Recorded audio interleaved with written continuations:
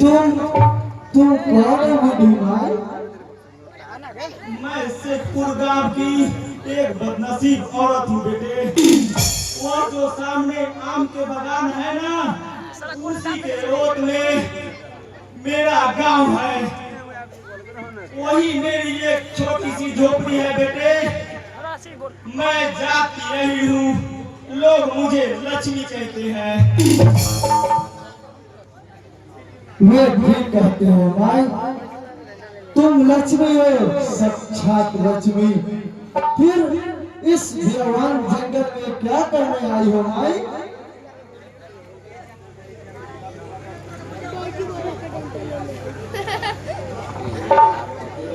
क्यों माई, तुम रोती क्यों हो माई? मुझे देखकर कहीं घर तो नहीं गई? नहीं बेटे, डर किस बात की? फिर रोने का क्या कारण है भाई? गांव में तुम्हें कोई तकलीफ तो नहीं देता? नहीं बेटे, आज तुम्हें देखकर मुझे अपने बेटे बिहारी की याद हो आई। मेरा बेटा बिहारी तुम्हारे ही दूर का था। इस शिवलिंग की स्थापना उसी ने की थी और रोज इसकी पूजा किया करता था बेटे। आज 3 साल हुए, गांव में महामारी हो गया था। मेरा बेटा और बहू 11 साल की एक कन्या को छोड़कर सदा के लिए चल बसी। अपनी किस्मत पर रोने के लिए बस मैं ही बची रही बेटे। तब से मैं ही इस भोले बाबा की रोज पूजा किया करती हूँ बेटे।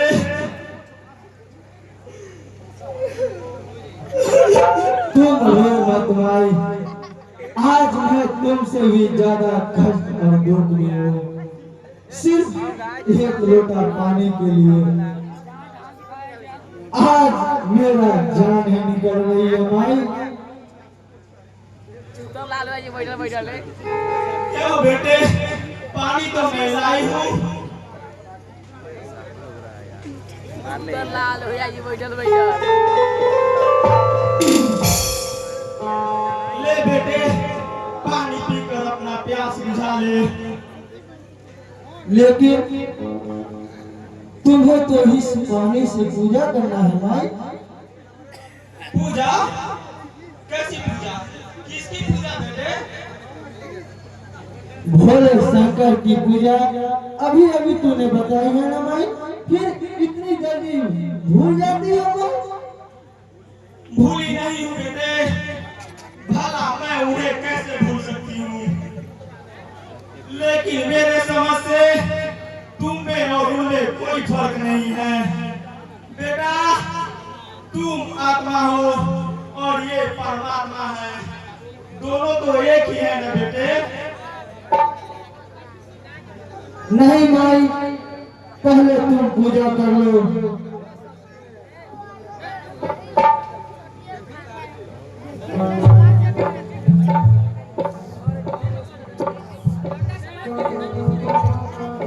मोबाइल में देख लिए खराब ना हो।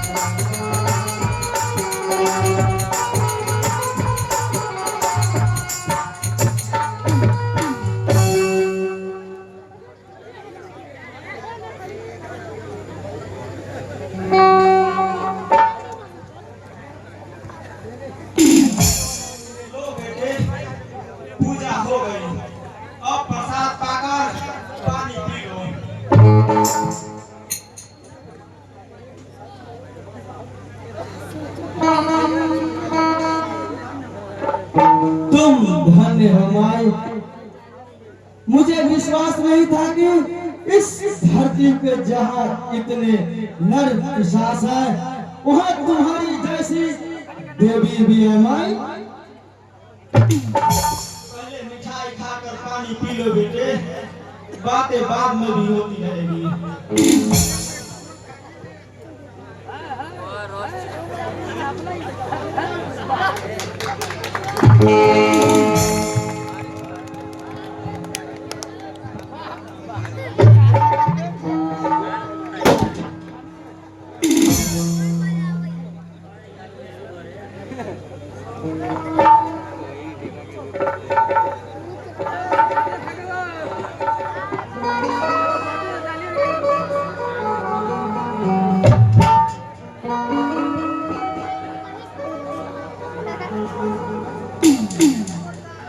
मैं समझ गया माई, तुम्हें भोले शंकर ने मेरी प्राण की रक्षा के लिए भेजा है माई। सब ईश्वर की कृपा है बेटे। तुम्हें कोई तकलीफ नहीं है माई? कोई तकलीफ नहीं है बेटा, सब भोले शंकर की कृपा है। बस सिर्फ पोती चंपा की शादी की चिंता होती है, वो भी भोले शंकर कर ही देंगे बेटे। तुम ठीक कहते हो भाई, उनकी महिमा तो अपार है। वे चंपा की शादी जरूर कराएंगे और शादी काफी धूमधाम से होगी भाई। तुम मुझे बुलाओगी ना भाई उस शादी में? जरूर बुलाऊंगी बेटे, तुझे जरूर बुलाऊंगी। यह शादी कब है भाई और कितने तारीख को है? समय बहुत कम है बेटा, अगले ही माह वैशाख शुक्ल पक्ष पश्चिमी को केसरीपुर से बारात आने वाली है। घर में फूटी कौड़ी भी नहीं है बेटे, इसीलिए कभी कभी मैं चिंतित हो जाती हूँ। तू चिंता मत कर माई, चंपा की शादी बहुत धूमधाम से होगी। भोले शंकर ये शादी खुद करवाएंगे माई, खुद करवाएंगे। तुम कौन हो बेटा? तुम्हारे बातें सच हो, तुम 1000 साल जियो बेटे। गांव तक चलो तो मैं तुझे भोजन भी कराऊं। बेटे तुम बहुत भूखे मालूम करते हो। भूखा तो जरूर हो माई, लेकिन अफसोस है कि मैं घर तक नहीं जा सकता। मैं डाकू हूँ माई, डाकू बस आगरे के कप्तान यंग साहब ने अपने 30 सिपाहियों के साथ मेरा पीछा कर रहे हैं, जिन्होंने हमारे सरदार सुल्ताना डाकू को गिरफ्तार किया था। मेरे 15 साथी छूट गए हैं।